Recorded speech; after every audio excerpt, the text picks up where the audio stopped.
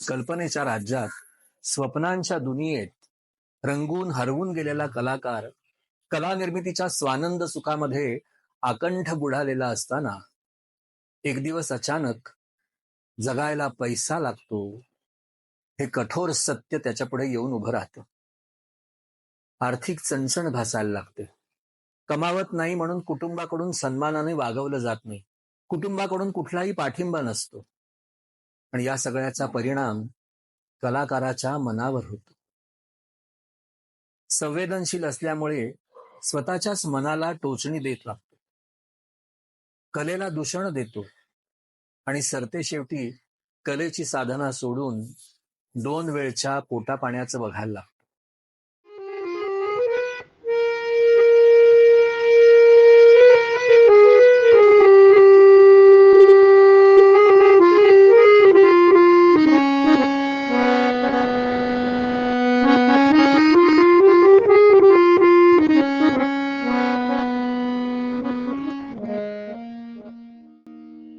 पूर्वी संस्थान होती, राजे होते, कलाकारांना राजाश्रय असायचा.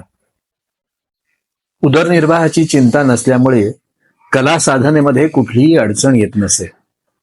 याचा फायदा त्यांच्याकडे शिकणाऱ्या विद्यार्थ्यांनाही होत असे. पण आता त्यातलं काहीच राहिलं नाही. सद्यस्थितीमध्ये उदरनिर्वाहासाठी कलाकार ढोबळमानाने 3 प्रकारे मार्ग काढताना दिसतात. एखादा कलाकार जी मिळेल ती नोकरी धरतो किंवा नोकरी मिळवण्यासाठी दुसरं भलतंच काहीतरी शिकतो आणि आपली कला बासनात गुंडाळून माळ्यावर टाकून देतो.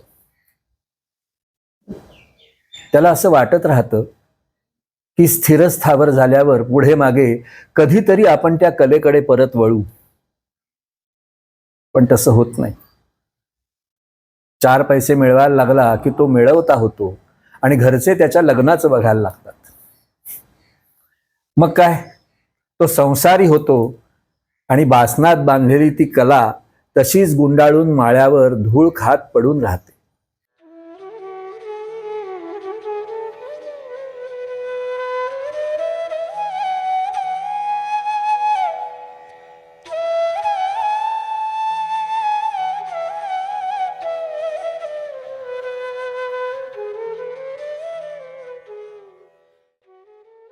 दुसरा एखादा असा विचार करतो की या कलेचाच आपण उदरनिर्वाहासाठी वापर किंवा उपयोग केला तर, आणि तो उपयोजित कलांकडे वळतो.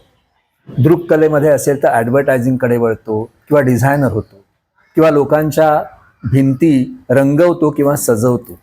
डेकोरेटिव्ह आर्टकडे वळतो. संगीतामध्ये असेल तर ऑर्केस्ट्रा, फिल्मी संगीत किंवा सुगम संगीताकडे वळतो. उपयोजित कलेकडे वळलेल्यानाही सुरुवातीला असं वाटत राहतं की पुढे मागे कधीतरी आपण अभिजात कलेकडे परत वळू. पण तेही कठीणच.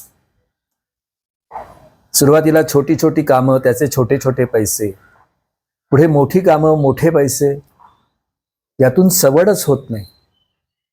आणि मुळात वृत्तीत बदल झालेला असतो. सतत दुसऱ्याचा, क्लायंटचा विचार करून स्वतःचं मन कधीच मारलेलं असतं. असे कलाकार पुन्हा अभिजात कलेकडे जरी वळले तरी समोरच्याचा विचार आपसुकच करत राहतात.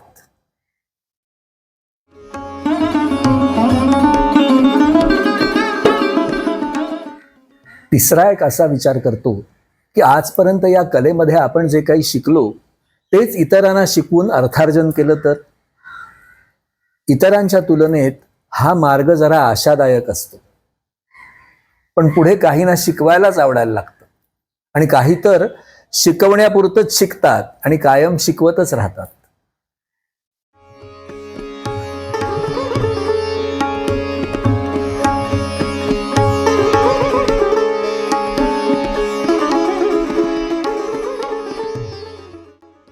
ढोबळमानाने 3 प्रकारे कलाकार अर्थार्जन करतात असं मी म्हटलं, पण यापेक्षा अनेक इतर मार्गही आहेत ज्यांनी कलाकार अर्थार्जन करतात. त्यातला एक चौथा मार्ग म्हणजे हुशार कलाकारांचा. मी ज्यांना अ वर्गातले विद्यार्थी असं म्हणतो. हे हुशार कलाकार हुशार तर असतातच, पण त्यांना कौटुंबिक पाठिंबा असतो, आर्थिक पाठबळही असतं. त्यांनी कलाकार व्हायचं हे नक्की ठरवलेलं असतं. पण सुरुवातीला मग ते कॉमर्स, सायन्स अशा विषयात गोडी घेऊन खूप अभ्यास करून ग्रॅज्युएशन, पोस्ट ग्रॅज्युएशन, PhD पर्यंत करतात. मग कोणी डॉक्टर होतात, कोणी इंजिनियर होतात, कोणी CA होतात आणि चक्क एक नोकरी धरतात.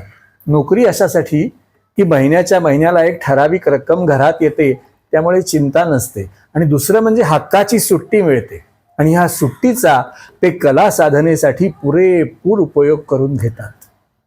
मेहनत, चिकाटी, त्याग ह्या सगळ्या गोष्टींचा अवलंब करून ते आपलं नाव काढतात आणि साधारण 40ला पूर्ण वेळ कलाकार म्हणून स्वतःला घोषित करतात.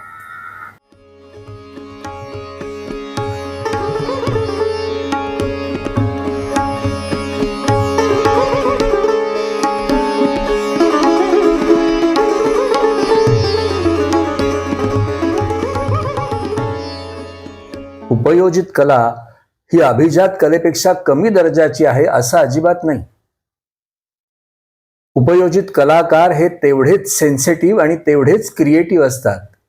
इनफॅक्ट त्यांना अनेक तांत्रिक गोष्टी शिकून घ्याव्या लागतात, मेहनत अधिक करावी लागते. फरक एवढाच की उपयोजित कलाकारांचा उदरनिर्वाहाचा प्रश्न लवकर सुटतो. आणखीन एक गोष्ट आहे, अभिजात कलाकारांना ॲप्रिसिएशन मध्ये क्वालिटी आणि क्वांटिटी याच्यात क्वालिटी मिळते. तसंच उपयोजित कलाकारांना ॲप्रिसिएशन मध्ये क्वांटिटी आणि क्वालिटी मध्ये क्वांटिटी मिळते. शिकवणं किंवा शिक्षक होणं हे कलाकार होण्यापेक्षा कमी दर्जाचं आहे असं अजिबात नाही. उलट ते श्रेष्ठच आहे. मुळात शिकवण्याची आवड असावी लागते आणि अभ्यासही अधिक करावा लागतो. आजकाल यशाचे मापदंड म्हणजे पैसा आणि प्रसिद्धी. त्यामुळे एखादा उत्तम शिक्षक त्या अर्थाने प्रसिद्ध किंवा मोठा कलाकार असेलच असं नाही. तसंच त्या अर्थाने प्रसिद्ध किंवा मोठा कलाकार शिकवू शकेल असंही सांगता येत नाही.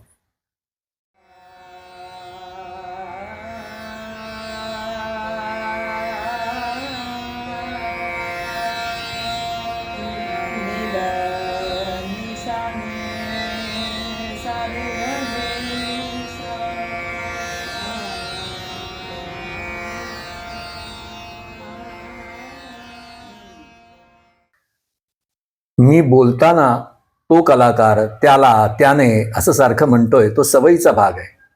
तो काय किंवा ती काय, दोघेही कलाकार म्हटले की तेवढेच संवेदनशील, त्यांचे अनुभवही सारखेच. मुलींच्या बाबतीत तर असं आहे की मुलांपेक्षा पालकांना मुलींच्या लग्नाची घाई अधिक असते. आजकाल खरं तर सगळ्याच क्षेत्रामध्ये मुली अग्रेसर आहेत. परंतु कलेमध्ये कितीही सिन्सिअरली मुलींनी करिअर करायचं ठरवलं तरी आई वडील मात्र तो तिचा छंद आहे असंच लोकांना सांगतात. त्यांच्या लेखी नृत्य विशारद किंवा MA विथ म्युझिक असं लिहिलेलं असेल तर तिच्या लग्नाच्या पोर्टफोलिओमध्ये ती एक ॲडिशन होते, इतकंच.